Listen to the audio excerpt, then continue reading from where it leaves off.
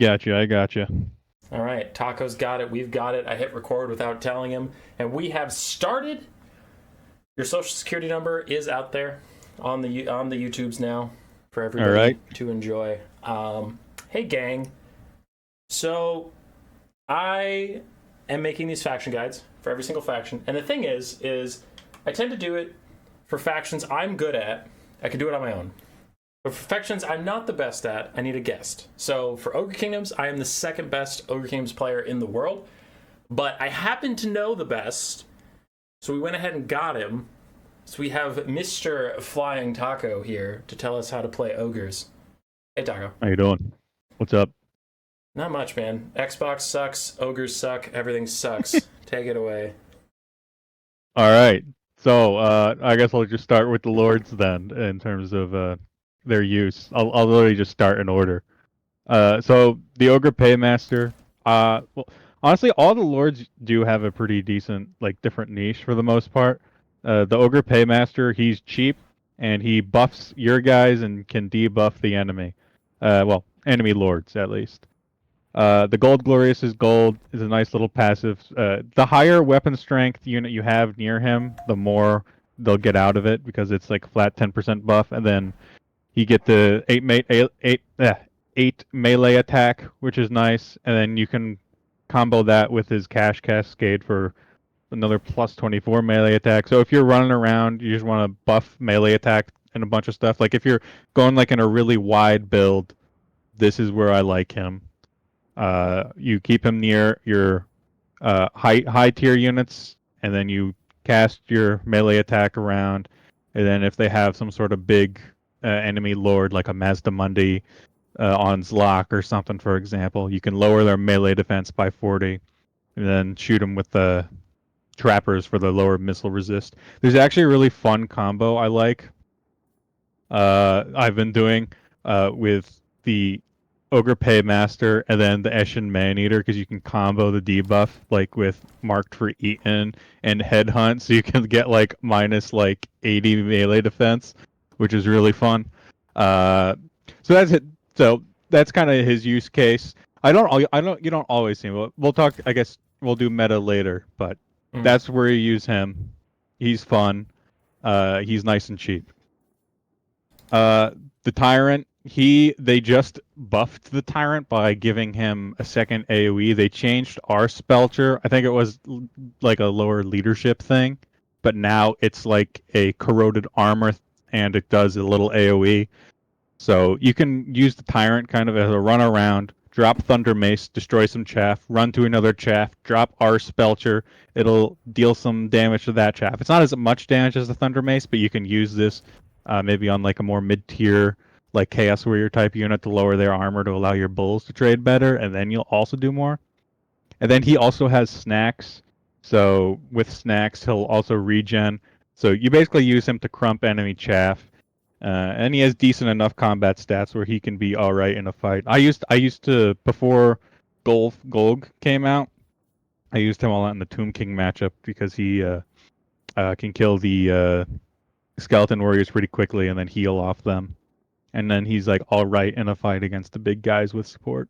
So he's fun.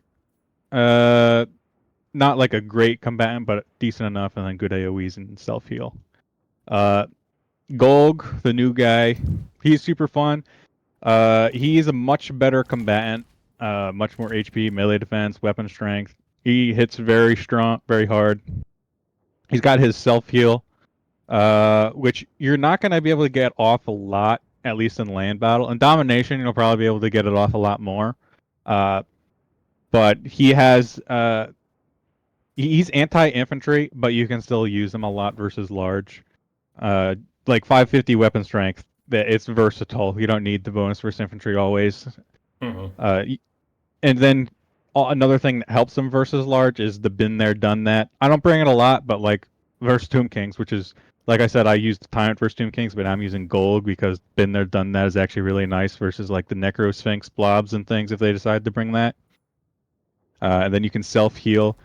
His self heal is also really nice, especially if you want to bring like a fire belly, or even if you can also have a Troll Guts caster, but this way you don't have to cast Troll Guts on Golg, or if you're not running Troll Guts, you don't have to cast the Meat Feast or the Butcher, whatever they renamed it to, on your Lord. Because a lot on the combat characters, even if you have snacks like on the Tyrant, they might get low and you need to heal them. But if you have another elite unit like a Thunder Tusk or Stonehorn or something like that, you'll want to save those army ability heals for them instead of Golg, so you can use that to keep him up. You're just going to have to get him out of combat to do that, so you have to be mindful. And then his little gun is nice versus like casters and stuff. I don't use it too much, but it can be nice poke. Versus vampire counts is actually not bad. You snipe the dragons a little poke damage, because it has no use limit. So if you're using it over the course of a long game, it can add up. All right, then we got Scrag. Scrag, I guess I'll talk about. Yeah, well, Scrag is very similar to the Slaughtermaster. He's a tiny bit more expensive, but he's better at duels versus little infantry foot characters, which is nice. He's basically the same thing as a Slaughtermaster, except he's only the Lore of the Great Maw, and then he has the Cauldron of the Great Maw. Now, the thing is, a lot of people, when they try to activate the Cauldron of the Great Maw to heal the Gorgers, is they'll try and cast the Maw. The problem with the Maw is it doesn't kill models, so you should probably be using Bone Crusher to do that.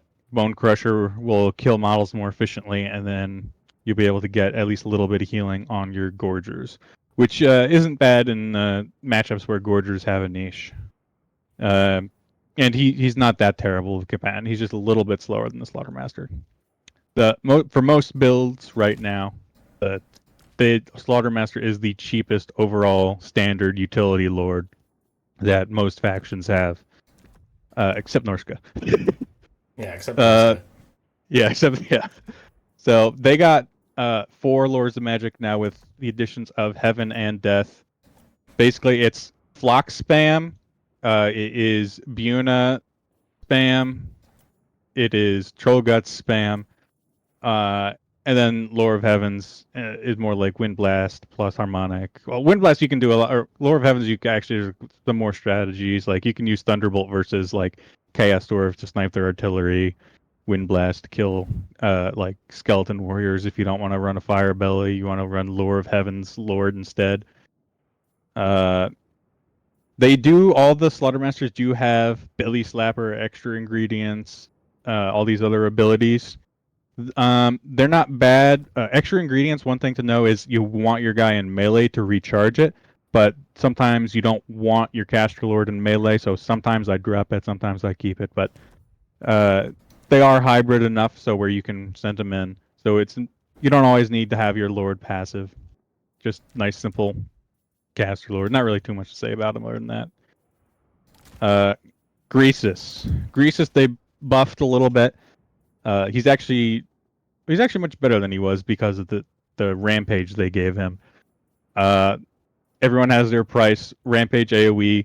It actually allows him to hit things near him, which is very nice.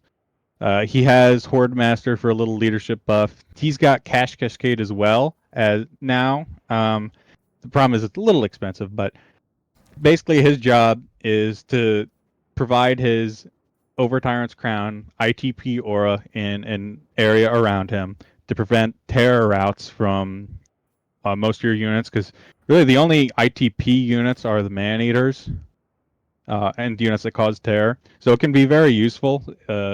Even just for your Noblars, it can be useful. And then you rampage big things into the blob. You run around and hit things with big weapon strength. He's a little squishy, so you have to be careful with him, but in the matchups where he's good, the rampage can be very helpful. I just realized Horde Master is 50 gold.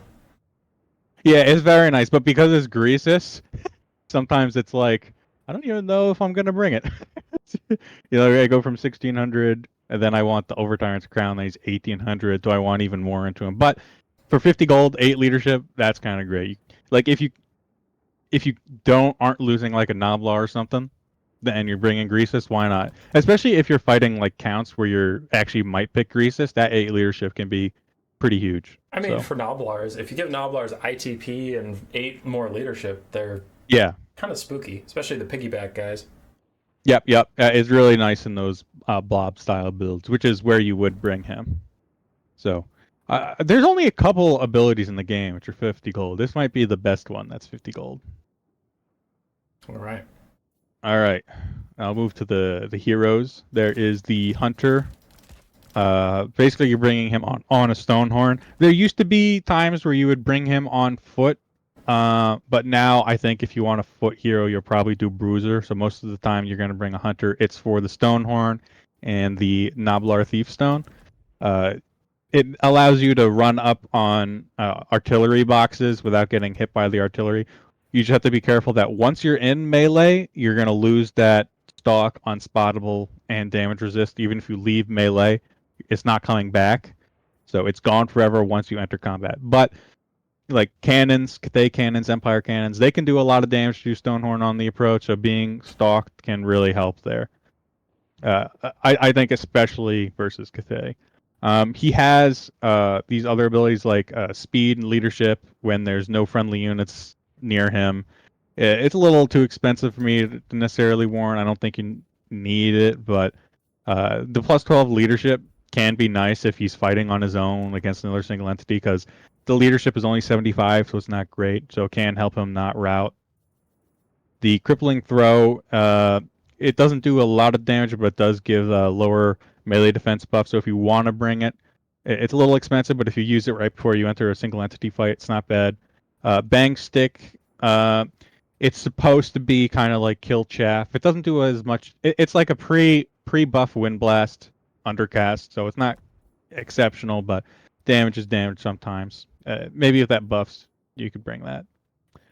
But Hunter is kind of just like an upgraded Stonehorn, slightly upgraded Stonehorn with that Thief Stone and whatnot. You do have to watch out because he just cost a premium for basically his missile attack and a little bit more HP and leadership.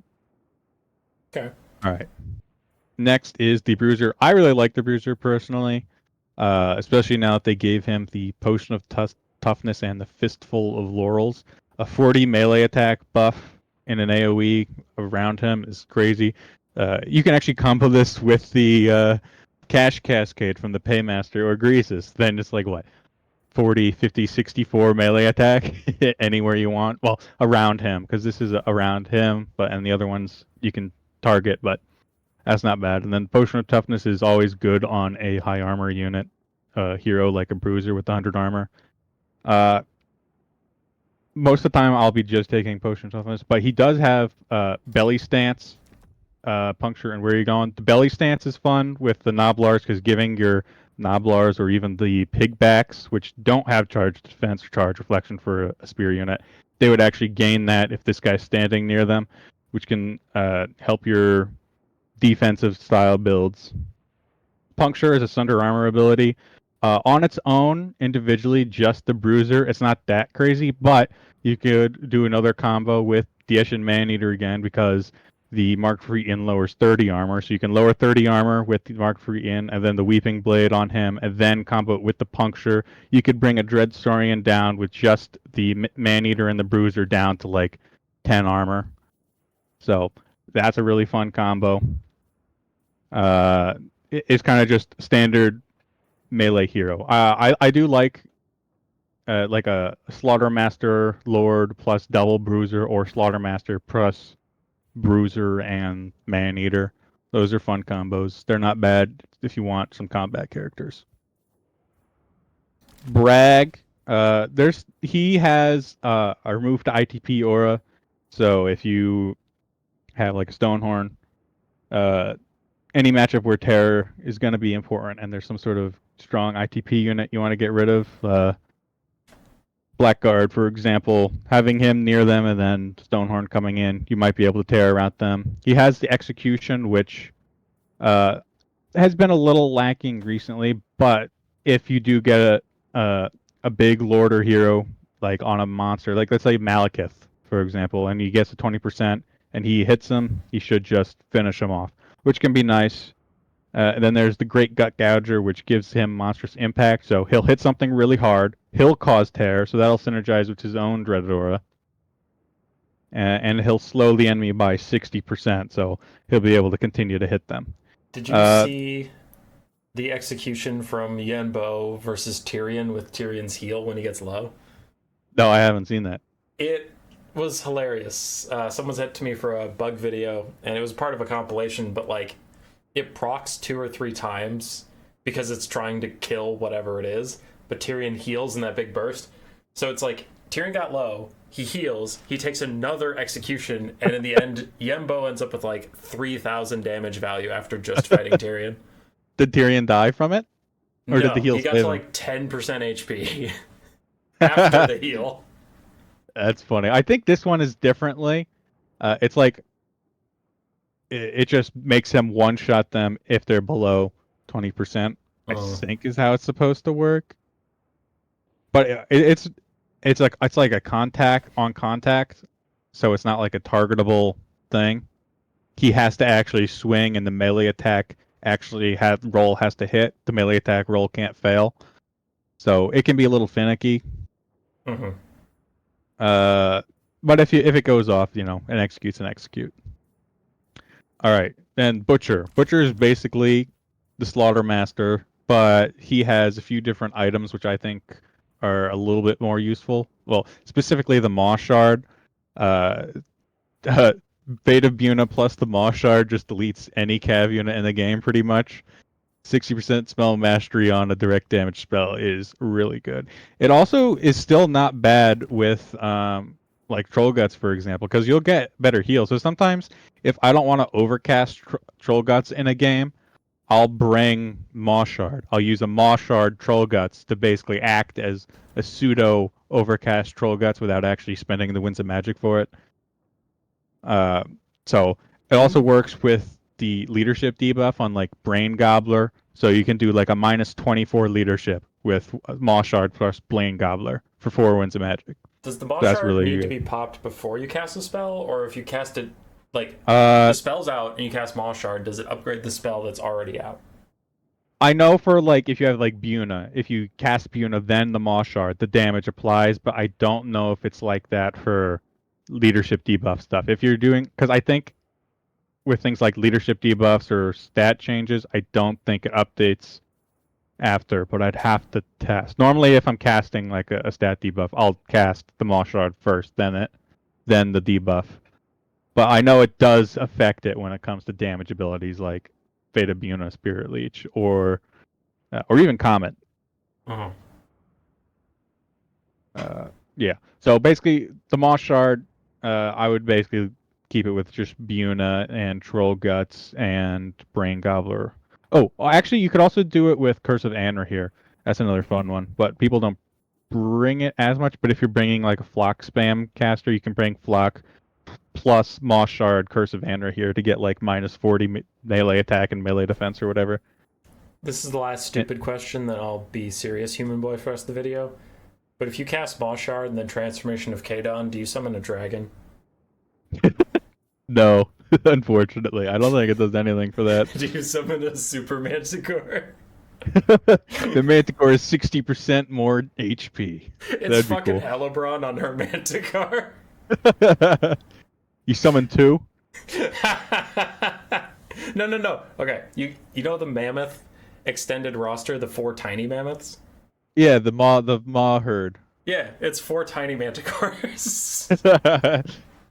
Like, dude, we can petition CA to add that. Yeah. All right, I'll be serious. All right. No, you're good. All right, then the last hero is the Fire Belly. It's pretty simple. He has Lure of Fire for Burning Head and all that goodness. He has like Fire Breath, Flame Incarnate, and Eruption. Right now, they could use some buffs, but theoretically, those give you more, are supposed to give you more ability to kill infantry. If they buff these abilities, I would use it later. The melee damage reflection right now, as it is currently at 14, doesn't really impact it that much, especially since it's a single entity. But if it's a little bit higher, if you're in a blob of like enemy infantry, like some halberds or whatever, the melee damage reflection would actually do a decent little chunk to the enemy. Right now, I'm not sure if it's worth it, but it could be if they buffed it. Rage Banner is a 4 leadership increase. You can combo that with Greasus' Horde Master if you want. But this is +4 leadership for 100 gold instead of +8 for 50 gold. So it's not nowhere near as good. Then he has the Tenderizer. So if you want to bring him kind of as a pseudo combat character, he's got pretty good weapon strength and melee attack, as well as magic damage. You can bring like the Tenderizer on him to kill like banshees and things pretty quickly, or any sort of unit that single entity that does relies on physical resist. Eat good damage, but basically Firecaster, a couple cool utility things, and that's basically it for the Lords and Heroes. Anything you want to say on the Lords and Heroes, or you want me to move straight on to the infantry? I'll just throw out a blanket I disagree that can apply for the rest of this video, and that's all I have to say. All right, fair. I refuse to defend this position. I am just going to say you're wrong. I don't know what it is I'm saying you're wrong about, but it will be. I'm suspicious. Fair enough. All right. And then we get to the infantry. Noblars are kind of your standard cheap 200 gold infantry. They got 26 melee defense, which is a lot for a 200 gold infantry. So I bring them pretty much in all my builds, 4 or 5 200 gold Noblars, because they just sit there. They don't kill things themselves, but they'll allow your ogres to do everything. They'll be a little sticky for you. Just they're basically all they are. Cheap little roadblocks. And then you got the Pigback Riders, which are their much better cousins, which actually do damage. They're a little strong right now. They could change, but basically their point in the roster is a cheap spear unit for the ogres. They can't get knocked down. I don't think they'll change that.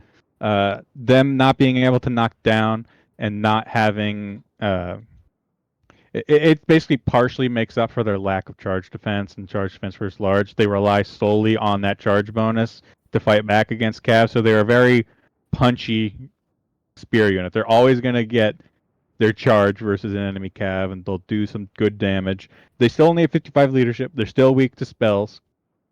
You can't. They're not like an auto win unit. They're a 400 gold chaff with plenty of counters, but they're incredibly efficient versus large, and with 30 charge bonus and decent enough melee stats, and their uncanny coordination for giving them more leadership and melee defense, they'll trade pretty much evenly with all sword units in the same price category.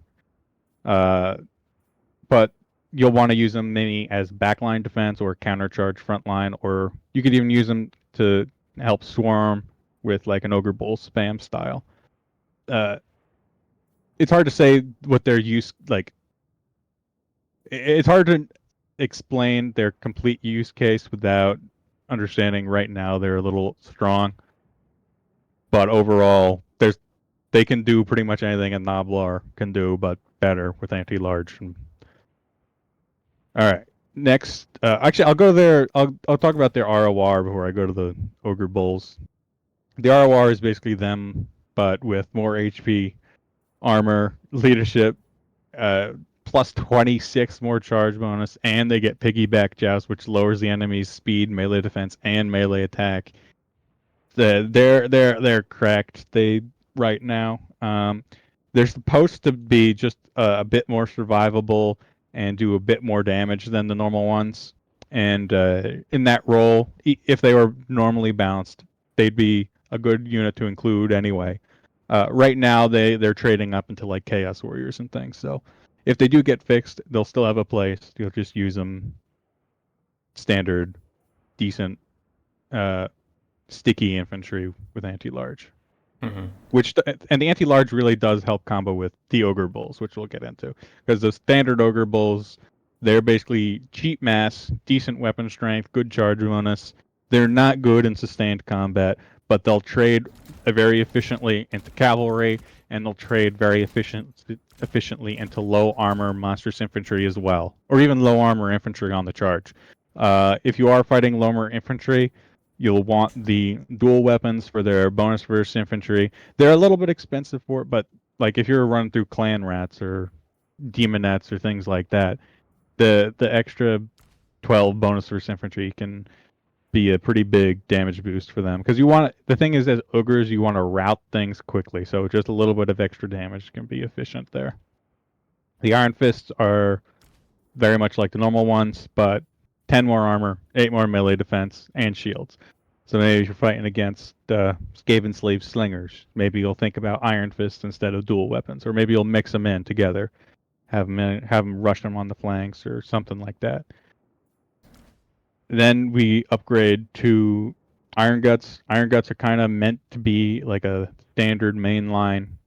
You don't have to use them as a standard mainline, but they're armored, they're tough. They have a slight 5 bonus versus infantry, but they're really kind of generalist. They can fight cavalry, other monstrous infantry, whatever they want. They're much more durable. Whereas your ogre bulls, they really struggle due to their low armor. So there's a lot of cheap spears that can drag them down, where cheap spears won't necessarily bully the Iron Guts. It's really all they have is stats and armor, which is all you need sometimes. Then Fucking when love you Iron get, Guts. yeah, they're so cool. And then when you get to the Maneaters, Maneaters have more stats than Iron Guts, melee attack, melee defense, weapon strength, charge, and leadership. But their armor is less, but they get immune to psychology. Most of the time, you're going to bring the Maneaters. You're going to bring the great weapons. Well, if you're talking about Maneaters, Iron Fist, and Maneaters with great weapons. The great weapons give you anti-large, which is something the ogres really like sometimes, because large monsters and cavalry and things like that can be a problem. So having an anti-large unit with ITP can really help. The Iron Fists are more defensive. They're generalist. If you want, like, they would be good as a generalist versus like shielded infantry or cavalry. Just high armor cavalry that is basically, if you want to fight both cavalry and infantry. If you want to just fight cav, you bring the great weapons. If you want to be a bit more generalist, you might bring the Iron Fist. And then they're also a little bit better versus missiles due to their shield. 15 melee defense is no joke. Yeah, they can. I remember back a long time ago, near release, I was doing a Maneater Iron Fist rush versus Khorne, and I used the Maneater Iron Fist plus the Curse of Anra here to beat up a Chaos Warrior Halberd front line and just destroyed Khorne that way. Then they wouldn't rout because they had ITP. And Khorne is mostly armor piercing, so I wasn't really too worried about the lack of armor. It's not necessarily the best strategy, but it's a strategy that can work and can be fun. All right, and then I think I'll do the Eshin Maneater after the Golgs Maneaters. The Golgs Maneaters are the newest Maneater unit. They have the reworked adaptive tactics. So if they're isolated, they'll be a little bit more tanky. They don't have great melee defense at 36. They have much better armor than the standard Maneaters at 80 instead of 40 to 50. They have a lot, even like 1,100 more HP, so they're way more tanky that regard. Like their melee defense hurts, but their melee defense also gets better with adaptive tactics. Sometimes they will they'll beat, like they'll trade completely evenly and usually beat Phoenix Guard. So they are your best anti-infantry unit. They're a good target for heals. They have ITP, so if you're fighting like any counts type faction, they're not going to rout as easily as some of your other units. Like even if you compare them to like Crushers or things like that, they have more like 10 more leadership than them. So they're much more efficient in these blobby style builds, and they're not going to just rout or run on you. And they'll actually get through a tough enemy front line, unlike Iron Guts, which can struggle versus elite halberds, whereas the Golgs Maneaters can actually just eat the elite halberds. So you actually have a punch threat versus the front line, whereas otherwise you're only threat to get through an enemy halberd line would be either to shoot it or get through with like a Stonehorn or Crusher unit after their brace has been broken. And then we have the Eshin Maneater, which is basically a hero, but he's not. He's an infantry unit. He's an ROR. He's got some really fun utility. I like him a lot. He's got good missile and physical resist. So 25 missile resist, 15 physical. So you'll basically be 40% resistant to most missiles in the game. He's got a smoke bomb for to either get him out of a fight he's in, or maybe to disperse enemy infantry that is protecting someone's lord or something. And then it can give him unspottable, so he can't be targeted before he goes in. Give him a surprise. And then he's got the marked for Eshin, which I've actually already talked about quite a bit because there's a lot of fun combos you can do with it. And 40 melee defense, minus 30 armor combos with most of your roster. It combos really well with Ogre Bulls, Saber Tusks, all your. 40 melee defense combos well with any melee unit, and then the armor with any low AP unit. Even trappers, love that too. And then he has the Weeping Blade, which gives another 50% armor. So if you want something to have less armor, bring the Eshin Maneater. Like you can get your Saber Tusks, like 2 Saber Tusks and Eshin Maneater with the Mark III, and we'll just destroy some bear cav for you. Like it's not. It's like a very efficient combo. You do have to be careful because he only has 40 armor, so he can be sniped, but he's pretty resilient due to his stock for the most part. You can be careful with him. You can kind of run him around, use his debuff, and then go in and snipe single entities. He's not too bad at that. I like him quite a bit. Sometimes I'll just bring him as a single entity fighting type character and then just go super wide. I think the wider your build is, the more efficient he tends to be. Mm-hmm. All right. Now to the missiles. The trappers are Noblars, but with a little throwing knife attack. They, unlike most missile units, they keep all the models that their normal melee variant has. So 160 models with 2 AP does a lot of damage. They only have 70 range, so you still have to protect them. You can't just take a front line of 5 Noblar trappers and then 2 normal Noblars. You need more Noblars than trappers, in my opinion. Because if you're not getting their missile attack off, they're not very good. But because it's ogres, which have the best cheap mass in the game, they have some of the cheapest front line with the normal Noblars. They can throw over friendly Noblars. So even if you're stuck in melee, where most archers can't shoot the enemy, the trappers can still shoot. And if they get their damage in, they'll do a lot of damage. Like their DPS is very efficient for their cost. Just the only downside is their really short range. They're also stock, so they're not going to get shot up by counterfire unless they've been uncovered. They do have Noblar traps, which is nice. It's kind of like a little milk cost type ability. If something goes on, something charges them, they'll get their speed reduced, which will allow you to help countercharge to protect your trappers. Unfortunately, the ROR trapper doesn't have the Noblar traps, which I think is a bug. They still haven't fixed that. But instead, they have water birth.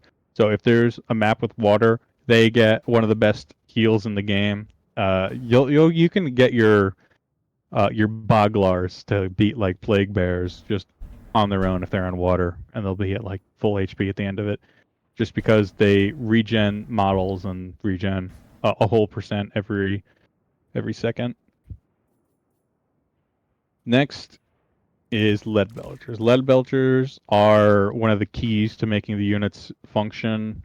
If they didn't have lead belchers, it'd be a lot easier to blob versus the ogres. Lead belchers demolish elite infantry.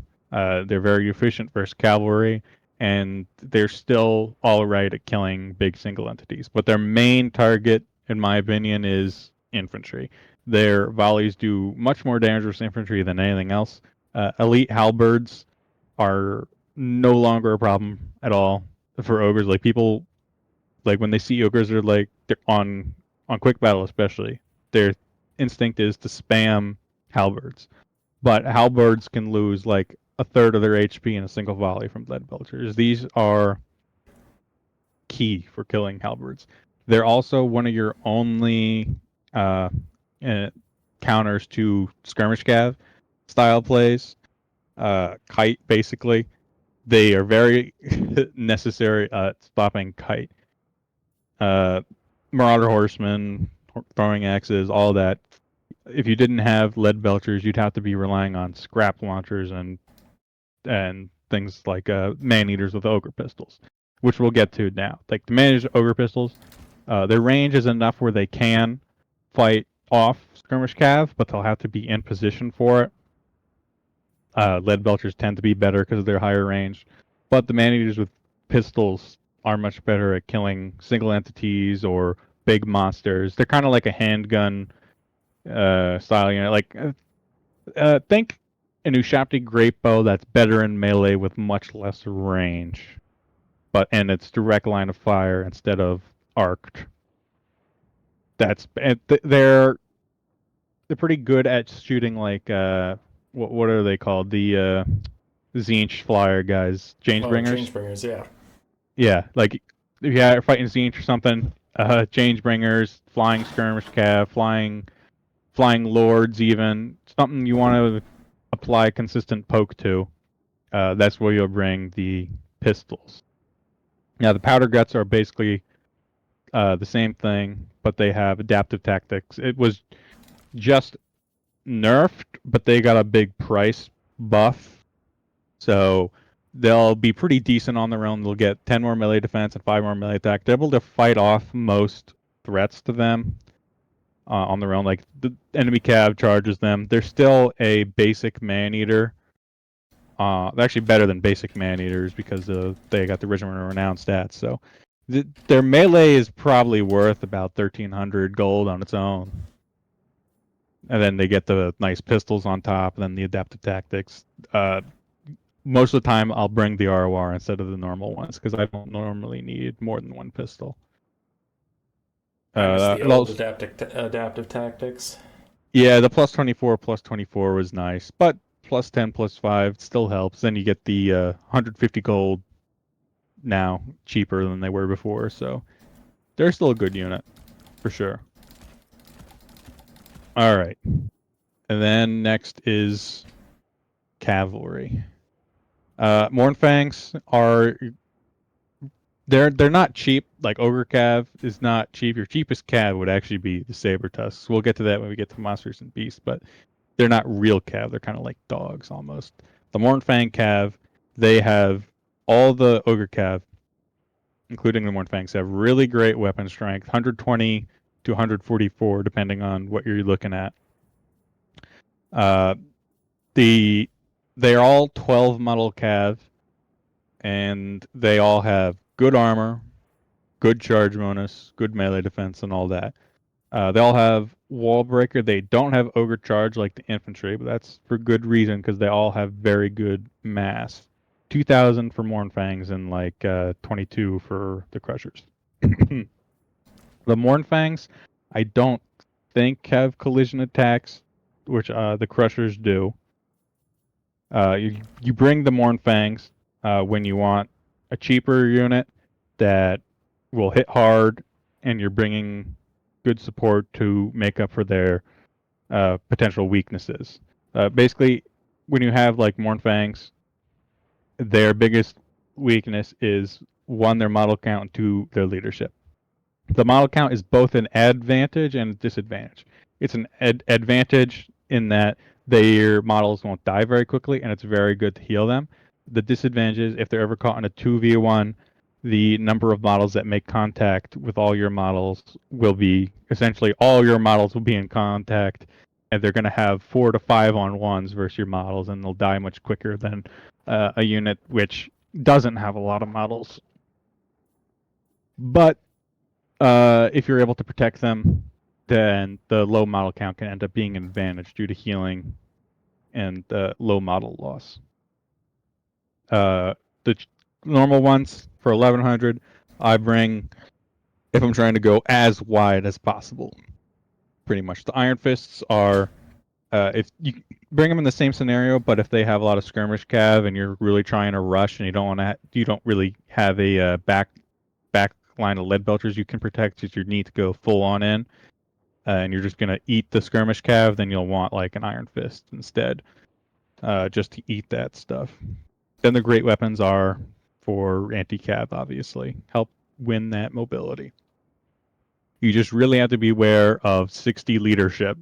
They'll route at like 70% HP if there's something with Terra nearby, or if they just get rear charged, then it's dangerous. They're very efficient in 1v1 fights, but you need to be able to monitor their leadership by having enough support to either make sure you can rally them or that they're not getting rear charged.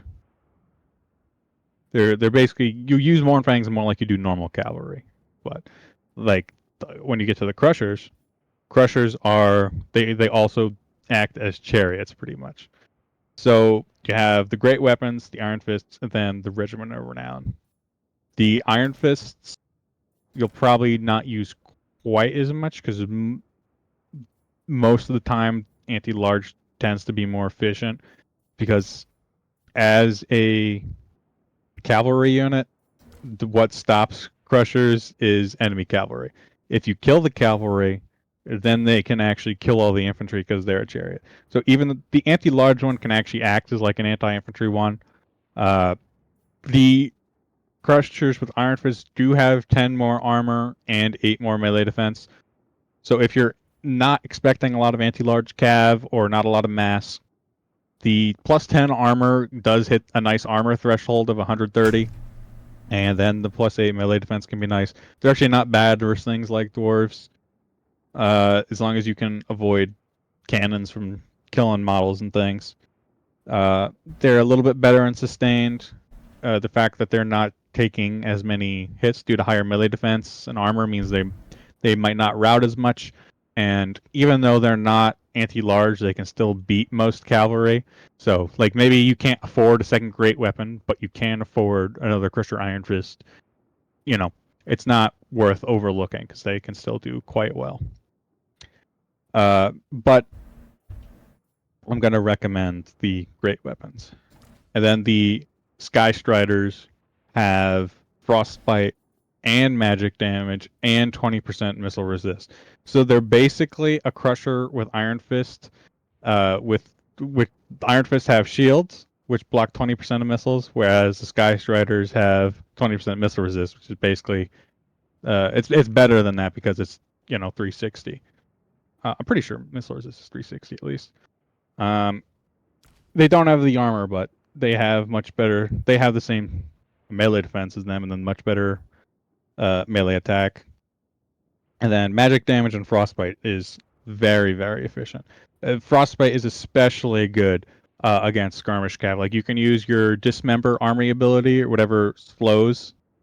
Like let's say there's a war wagon shooting you. You use that. Sky Striders run in. They frostbite it. That war wagon's dead. Even after your slow army abilities running out, now that they're frostbitten, the Sky Striders will kill them. They are very, very efficient. And I'll talk a little bit more about their anti-infantry because most cavalry doesn't have collision attacks, but Crushers all do. It's basically 12 miniature single entities. So if you charge enemy infantry that is unbraced, and no charge reflection or anything like that, you'll just run straight through them, no problem. You can chariot them around and charge your army passive and do loads of damage. They're very reliant on your micro. Still no ITP though, so all the Crushers' biggest weakness is that 70 leadership or 80 in Sky Striders, and then some terror. One of their biggest weaknesses. Unless you run around with Greasus Goldtooth, who also has 75 speed. Exactly. All right. And now we're on to monsters and beasts. Blood vultures. Right. You use them to counter things like gyrocopters, hawk riders, any sort of air cheese. The blood vultures are your go-to. They do have the carrion frenzy, so you can sit them above some noblars, and the noblars will die, and their carrion frenzy will go up. I think it's 125 deaths, or maybe for it to reach max intensity. I might be off, plus or minus 25 on that, but it's pretty quick, and the 20 melee attack and 8 leadership can be quite efficient for them. I also like using them to fight low armor cavalry. I've been using them a lot in the Slanesh matchup to rear charge seekers to pin them in place, and everything else comes in to kill them. They have 42 weapon strength, which is really not pretty good for a 48 model count flyer. So you can pin things, rear charge, factor flying. They're always going to get their charge bonus off, and the enemy won't get theirs. Keep them in the back. Defend your own backline, or in a rush style build, you can use them to try to shut down enemy artillery. Or just ranged units in general. Helps break helps break boxes if you are rushing. And then after them is the Saber Tusk. I use these all the time. They're very high weapon strength, good charge bonus, and they're very fast. Their biggest downside is that they have rampage if they get below 75 and 25, because or fail rage 1 is just if they get below 75, then they'll rampage for 40 seconds. But there's a few things I like with these. I really like them for protecting lead belchers because you can charge enemy cav, and then the lead belchers can actually shoot over the saber tusks into the enemy cav. Whereas if you're blocking with an ogre bull, they can't do that. They're very good at if they get rear charge. It's because they're so fast. It's a lot easier to get rear charges, or just pick the engagements you want for the most part. They're a utility unit you need in your rush builds, even in your defense builds. A good thing with them is, like, let's say someone has a Fury and they're charging your ledge belters, you rush the Saber Tusk onto that Fury and they'll just demolish them. And they're very good backline defense. They're very good at trading up into enemy cav, especially if they get the charge, which you should be able to do at least fairly often with 95 speed. So they'll be faster than most enemy cav units. And they're only 500 gold, and you need something in that price range to help fill out your roster normally. Gorgers are next. Their whole thing is stock unbreakable. You run them. You can run them on the flanks if you want. Their damage is pretty good. The only downside is their defenses. They trade pretty well in most 1v1 engagements, but as soon as a secondary party gets involved, either, let's say they get some missile attacks, some slingers are shooting them, or a cav gets a charge off, as soon as they lose models, as soon as outside forces are involved, they really struggle. If you test them in vacuum, they're going to be fine, but in game, you're going to need to use their stock to the fullest because they can't be in 2v1 fights. But because they're stock and unbreakable, they're very good at vanguarding on enemy artillery, or even ambushing enemy cavalry is not that bad, as long as you have support from like saber tusks and stuff, because they do hit hard with their armor-piercing weapon strength. It's kind of like a niche unit. I'll bring a couple of here or there. Next is the new Yetis. Yetis are kind of like trolls in how you use them, except these don't regen, but instead they have frostbite and the aura of frost. It's like a 40% slow if they get you in melee, and then they get magic damage. So they give you good utility versus like ghosts or demons. Even versus demons, you don't always necessarily need them because demons are only 20% physical resist, but it still can be nice. I use them a lot to help protect against enemy cavalry. Enemy cavalry comes in, you send the Yetis in. The enemy cav can't cycle charge as easily. They're going to take a lot more damage because as they pull out, they're going to be either slower than or only slightly faster than the Yeti, so they're going to lose some models if they try to pull out. So they'll either need to win the engagement or send something else in to pin the Yetis while they retreat. So it's very efficient in large, wide style builds where, let's say, an enemy's sending in an elite cavalry unit somewhere, the Yeti countercharges, they can't retreat, you get more resources in that area to help counter that. And they hit hard, so that's nice. You have to watch out for fire, though, because they're weak to fire. But not the Regiment of Renown. The Regiment of Renown is not weak to fire and does have this Gray Supremacy passive, which buffs its damage by 20% and gives it 10% weapon strength, or damage resistance, I'm sorry. Oh, and they cause terror. So if you don't want to have like a Stonehorn or something in your build because you're going super wide, having them in can give you a nice source of terror and can help. It can still be a nice anchor because they won't be easily sniped by enemy monsters due to their passive. And it doesn't necessarily have to be monsters. Like if you're fighting like the Royal Outdoor Fights, for example, this comes into play a lot. The only thing is they're more expensive. All right, next. We're down to just single entities. Yep, all single entities now. First one's the Giant. I like the Giant a lot. I've been using it a lot more recently. It's a big HP bag. It's pretty much the same as Giant on all the other rosters. But because it's a big HP bag and it hits really hard, it's good at fighting single entities. You need to fight a Dreadsaurian, you need to fight a Necrosphinx. A Giant might not be that bad. You can just ignore some missiles with it. As long as it's not being focused fired by like 3 missile units, you'll probably be able to ignore a lot of stuff to help it get in range as you overwhelm with your other units. It's just a beat stick. Not fast, but it's basically if you're rushing a defensive formation, they're going to have to kill it with something. Or if you're expecting a big single entity, that is where you're going to use a Giant. They also got a little bit better with the collision attacks, although they kill infantry a little bit faster than before. But if you want to kill infantry, you should use a Stonehorn. They just buffed Stonehorns this last patch to give them now equivalent stats as the Thunder Tusk. Actually, a little bit higher. They get 2 more melee defense, but less HP. It's basically a single entity chariot. You run them in, kill enemy infantry. They're decent enough versus Cav, decent enough in single entity fights. Main issue is 70 leadership, so you have to watch there. Have to watch that. Don't want them to rout, but you can heal them. You can charge them. You know they're gonna do damage. Just get your passive up there.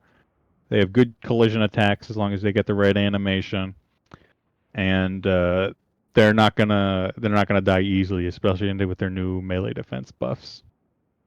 The Regiment of Renown is basically the same thing, but has Frostbite and Glacial Defense, which gives it 60 more armor and 20 more missile resist.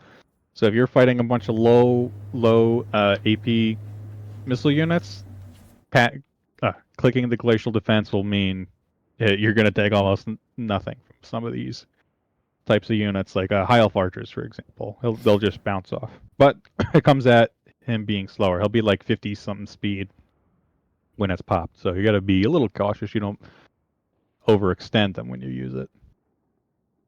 I used it versus Empire once when Marcus Wolfhart netted me in front of like 4 huntsmen. I popped Glacial Defense and survived the net pretty easily.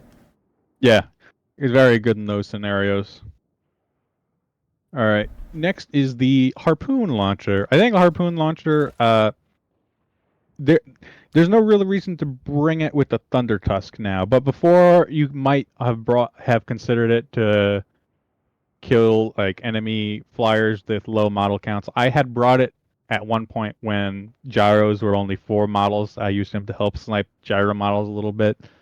But now they're 12, it's a little less efficient. They can do a little bit of damage to changebringers and things, but in the previous patches it wasn't fire whilst moving. They gave it fire whilst moving, so now it'll actually fire in combat and all that. So it's not bad. but it is 300 gold for the missile attack. That's all you're getting for the harpoon launcher. But 250 range for an accurate missile that is targetable is not that bad, because there are, maybe there's some artillery you want sniped and you're willing to heal your Stonehorn in exchange there. Then it might not be the end of the world, and it can still pick off elite infantry or cavalry or monstrous infantry. It's not that bad at that. And then the big one everyone's probably waiting on is the Thunder Tusk. Thunder Tusk is a bigger Stonehorn, has much more HP, less armor, less melee defense, less charge bonus, and then it has 3 missile attacks. It has the Hunter Javelin, it has the Harpoon Launcher, and it has the Giant Snowball. The Hunter Javelin and the Harpoon Launcher are probably the most important in my opinion, because they're passive and they fire whilst he's moving. And the Hunter one is 360 and it fires at things behind him while he's running. I don't know if it's supposed to be 360 because the Hunter isn't 360. Does it say 360?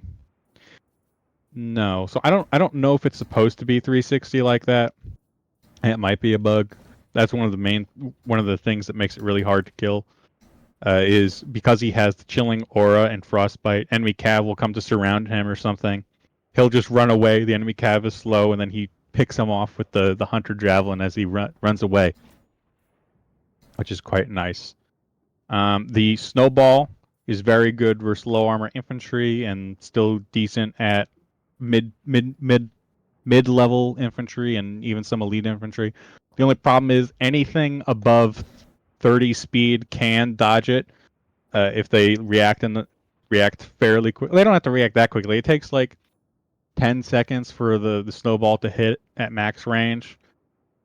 So if you're paying attention in a multiplayer game and you see the Stonehorn start charging up, hold spacebar. You'll see what unit it's targeting, and then just once that snowball comes out of the Stonehorn or the Thunder Tusk, just have that infantry go in the opposite direction it was going.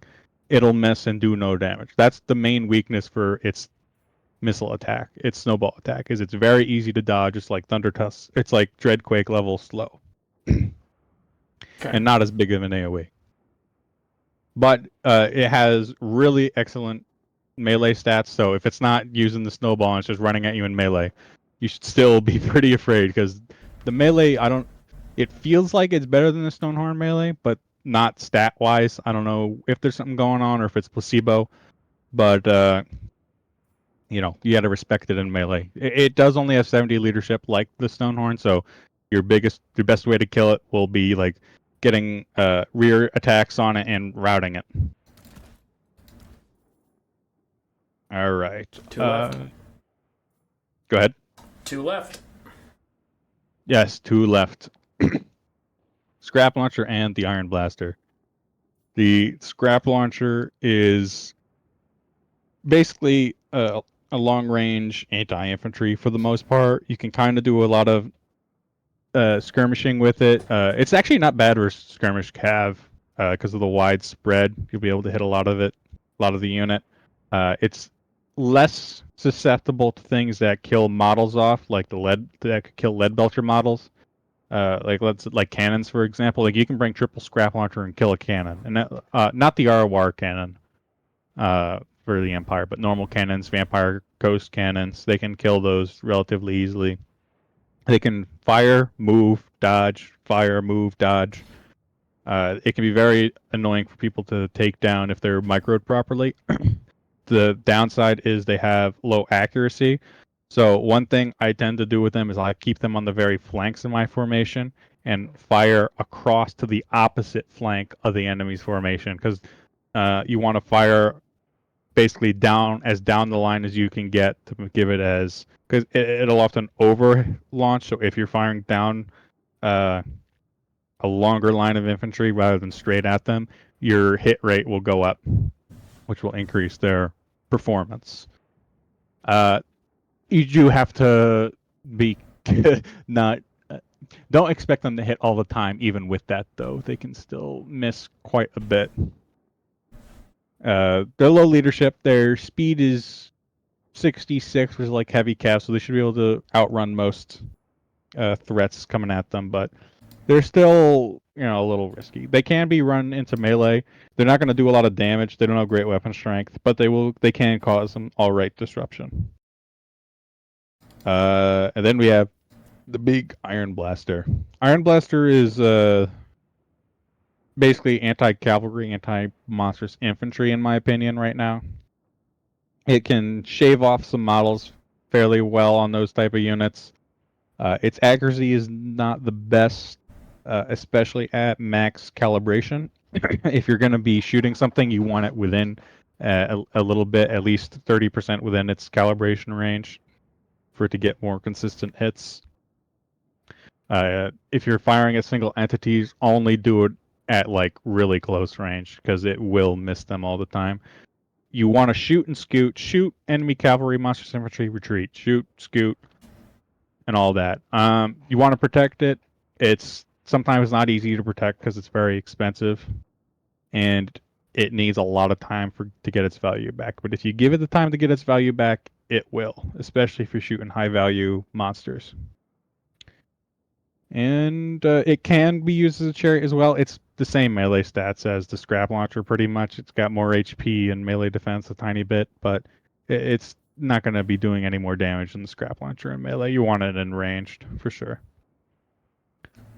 And I think that covers all the units. That is all the units. So now, to get a better glimpse of what the current meta is, I'll just propose hypothetical matchups, and if you could run through how you would construct a build and like why you're taking each unit you're taking, that would be helpful to the peoples. Let's start with Wood Elves. You come across some Wood Elves. What are you taking? There's a couple build styles here. You definitely have to consider the map, if there's trees or what else can do, because you have to watch out for blobs. You have to watch out for air cheese, and you have to watch out for kite with like way watchers. Most of the time, I see kite, and so you have two options yourself. You have two options either way, whether they do that or not. You can either kite back or with scrap launchers and lead belchers to shoot at their way watchers when they show themselves. The scrap launchers can do good damage to way watchers as long as they're not sniped themselves. You do have to watch out for arrows of Kurnos and things from the way stalkers. Arrows of Kurnos can do good versus scrap launchers and lead belchers, and then the missile attacks they have can poke pretty well. So you have to keep them screened out a little bit. They'll do good damage versus the cavalry too, the scrap launchers. I wouldn't bring the iron blasters. It's too much money into something that can get sniped. Always bring a bunch of Noblars to help screen. It'll have them waste their ammo on it. Eternal Guard are not going to kill Noblars quickly. They're going to need Dryads to do that. And if they bring Dryads, then they run risks of getting run over by Ogre Bulls and things like that. If you're kiting, well, honestly, in both builds, I really like Golg because he can self-heal, and I don't want to have to worry about my Lord getting sniped. You can just bring like a Caster Lord to help just for maximum width, but if you really hate Lord snipes, bring Golg. Keep him nearby in the back. If they try to snipe him, pop his heal. You can even bring another Butcher with a heal if you want. Keep him or whatever other units topped off. As most people expect, I'm a big fan of the Sky Striders in both this style and the next style I'll show, because frostbite and magic damage are very good here, because the what's the Wood Elf unit called? The Sisters of the Thorn are a big pain in the butt sometimes. 40% physical, and then the missile attacks. If you don't have magic damage versus Wood Elves, the Sisters of Thorn can really be a pain in the end game. It also helps versus the Lost Sylvan Knights, which are brought here sometimes because they are terror, and they are good versus most of the roster, because Yetis aren't the best source of magic versus Wood Elves because they can be shot. So you're gonna have to watch out with that. You're gonna need ranged. You're gonna need saber tusks because they're efficient, and mobility control, and making sure you don't get overwhelmed while you're ranged helps trade with their ranged, and slowly push while they waste ammo on Noblars if possible. The other style is going just full rush. You're still bringing a load of Noblars. This time you're bringing like 3 or 4 sabers, lots of blood vultures, and then Cav. We'll go with the cheap lord, for example. You can bring Flock Spam, you can bring Buna, you can bring heals. I'll bring a heal just for the Sky Striders. Although if you don't bring, you can bring Flock Spam and just go Mournfangs even. The thing is with Saber Tusks and Blood Vultures is all the Wood Elf Cavs very low armor, so they are very efficient at fighting those units. You can have a Blood Vulture charge in, break the enemy's charge, and then send the Sabers in, and they will do quite well. You can still bring a Belcher if you want, or you can go full rush. You just have to watch it out and make sure you have some sort of counter for Durthu. Whether it is trappers you keep in the end game or some double bruiser action. You're going to have to watch out for tree blobs and all sorts of nasty stuff. You can bring a Stonehorn, but they don't have a lot of great targets. I'm not expecting a lot of infantry. It's very much mobility game here and something to break blobs, which is another reason I like having a crusher sometimes for their anti-large and their resistance to low AP missiles, because the only missiles they have to worry about are Way Watchers, really. The Switcher Shards can be pretty strong too, but they are not AP either, so it's still your best option there. I think that's pretty much how you handle the matchup. Go wide, be efficient, bring armor piercing, bring speed. So then going from low armor, high speed elves to high armor, low speed lizardmen, what would you change there? Well, the core is going to be pretty similar with all the Noblars. In most matchups, I will bring max normal Noblars, and then right now I'd bring more than 3 pigbacks if they weren't limited to 3. But because right now they're limited to 3 with most tournament rule sets, I bring 3 of those. Lead Belchers are very good versus Lizardmen. The Lizardmen's best counter to Lead Belchers are Solar Engines and Pterodons. But now with Blood Vultures to protect against Pterodons, the Lead Belchers will have pretty much free reign. The Solar Engine will mitigate their damage and their firepower by applying the blinded debuff and will pick off a few models, but it won't kill them completely. And they do very efficient work versus Temple Guard and Source and help prevent Lizardmen from just blobbing on you. Then the next issue is a Dread Saurian type unit. Not type unit, just a Dread Saurian. You can either debuff it with like a Maneater, Eshin Maneater, and then shoot it with the Lead Belchers and some Trappers, and then pin it with like Iron Guts and maybe Golg or your Lord. Or you can try beating it in melee by bringing a Giant to help screen its movement while you help take out the rest of the army. You have to be careful when bringing Crushers and Mournfangs and everything, because they will have Skink Skirmishers and they will not catch Skink Skirmishers very easily, somewhat surprisingly. You're gonna need Saber Tusks as well to help catch them if you can't. My best advice to dealing with skirmishers is to shoot them if you don't have the mobility control to just catch them. If they don't bring a Dread Saurian, they might have like Krokgar, Troglodons, things like that. Troglodons can be very annoying. You're gonna need to make sure you can catch them. So you have to have a strong, like at least some strong utility units or mobile units around. A Stonehorn can be quite strong. versus a Troglodon. Still, if you can keep in melee with it and not let it shoot you. The Terror is pretty rough versus your Cavalry. It can also do a lot of damage versus your Crushers, but if you get on top of it with the Crushers, it should die pretty easily. But for the main fight, I would play around your Lead Belchers as much as possible. Keep them alive, shoot the enemy. All right. I think we got it. All right. Thank you, sir, for your time. No problem. You haven't streamed in a while. No, it's probably been like a year or two. I mean, I might, you never know, I might pop one open, but I gotta have some time to do so. All right. Anything you want to plug on the way out? I don't think so. If I do, I'll put it in the comments of the video. All right. Hey, Taco, thanks for your time, and I look forward to seeing you in the World Cup. I believe you're on Strat Games OPS team with Turin. Oh yeah, we're gonna claim the cup for sure. I gave you guys a buy round 1 because you looked pretty strong. So. Oh yeah. If you were wondering why you hadn't heard anything yet, I'm like, hey, you have a buy round. I won't message you. Yeah, that makes sense actually. I kind of forgot about that. That makes sense. Yeah. All right. You take care, sir. Thanks. You too, human boy.